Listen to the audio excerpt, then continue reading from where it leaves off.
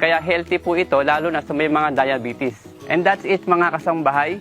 Iwasan natin na magkaroon tayo ng diabetes dahil maaari itong pagmulan ng iba't iba pang malalang sakit. Sana ay marami kayong natutunan sa ating topic for this morning.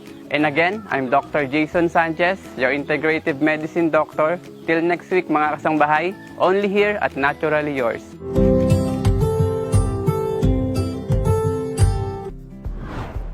Thank you, Doc Jason, our integrative doctor, for giving us some remedies to lower the risk of having diabetes. And we are happy to welcome our guest for today because she is willing to help our viewers upang mas maintindihan po natin lalo ang mga sakit na kadalasang hindi pa natin napapansin. Let us now welcome from our partner hospital, Makati Medical Center, let us welcome Dr. Ivan Gabriel G. Santiago, an endocrinologist. Hi, Dr. Ivan. Welcome to Doctors on TV.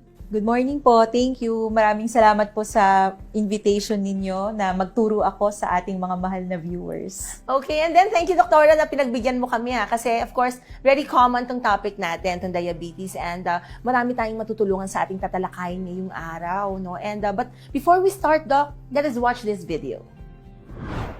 Diabetes is a chronic medical condition that affects how your body processes blood sugar.